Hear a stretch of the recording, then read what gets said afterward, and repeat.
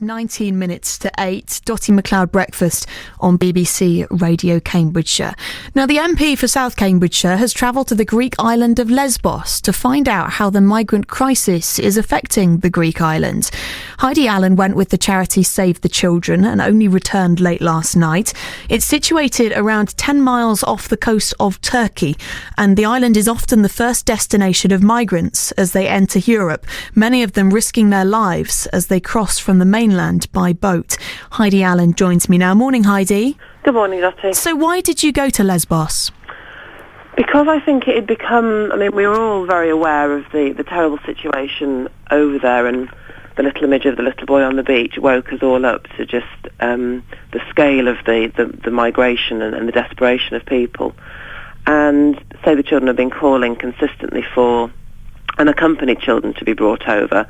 I think people were pleased that the government had acknowledged that we needed to resettle some refugees, and 20,000 was a great number. But the new call became about unaccompanied children. So I wanted to see for myself kind of the problem really, and see how it manifests itself. And I have to say it was a lovely little moment just hearing Terry Wogan then, because I've had a pretty awful weekend, I can tell you. So what was Lesbos like? What is Lesbos like at the moment? Oh, it's awful. What was lovely, in a funny sort of ironic way, in the evenings, the town itself feels very deserted, the sort of the main town that we were staying in, not far from the airport. But at night it did come to life, and the young Greek people were out enjoying the Mediterranean lifestyle as you'd expect, and that was lovely to see, because I was actually a bit worried that the whole island had fallen apart.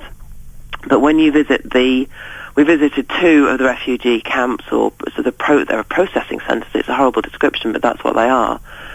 They're just overwhelmed. Some days 6,000 people arrive. This is a tiny island, and a tiny island that, Greece, as we know economically, has been absolutely on its knees, barely struggling to keep its own self going. And then you present it with 6,000 terrified, often injured, desperate people coming across from Turkey. And, they're doing an amazing job of keeping some kind of order in the refugee camps, but frankly, some days they're just overwhelmed. And what help is there? Is there help there for the people of the island? There is. We were taken there with Save the Children, and you can see there are various charitable groups from around the world. You'll have to forgive me, I can't remember the names of all of them, but there was a big Danish presence, I remember seeing them. I'm still a little bit not quite with it, having got back late last night. Yeah, you sound quite shocked as well. Yeah. You almost sound like you can't believe what you saw, and now you've come back to Cambridgeshire and to kind of some semblance of normality, and it's hitting you all over again. It's horrid. I get home and there's my husband and a cup of tea and a meal waiting for me. And how did that make you feel last night, when you felt that?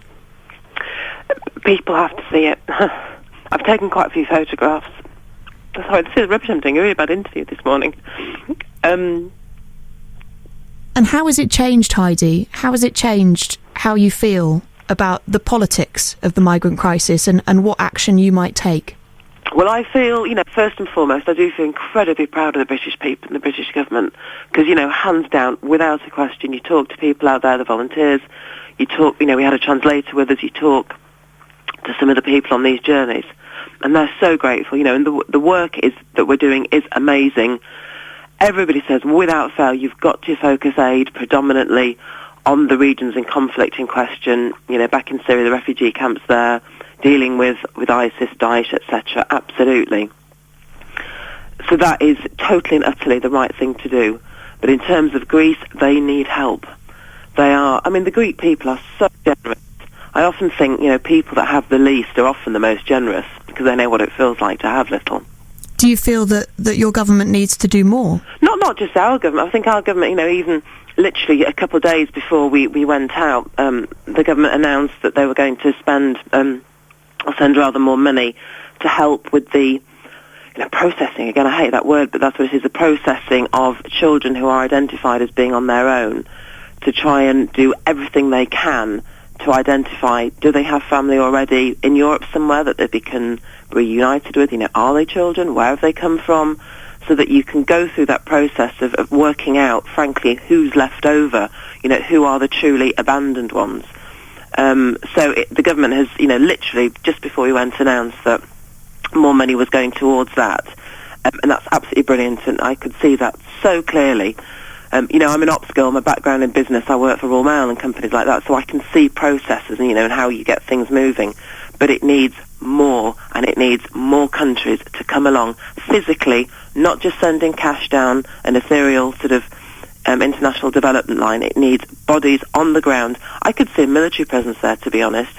Real processing, getting these people through. Because the other heartbreaking thing, these 6,000 and 7,000 people coming across on some days, you know, I spent before dawn, we were on the coast yesterday morning with volunteers who just sit there through the night waiting for those little dinghies to turn up and to be ready with blankets and food. So many of those people shouldn't even be coming at all. You know, and I understand the desperation of coming from, you know, a very, very poor country, but Syria, Afghanistan, Iraq, all the places where we know there is tremendous conflict. Yes, you have your passport. Come, let's process you. Let's get you up and through Macedonia and on to wherever you want to be resettled, or you can be resettled with, you know, European agreement. But there are so many people who are, you know, it does reflect the images that people see on the television, economic migrants. You know, and I won't make any comment about whether they're young men or, you know, whether they're families, because there's a real mix. But you see every facial feature, colour of skin, eye shape, you name it, every type of race practically on the planet you see in these camps.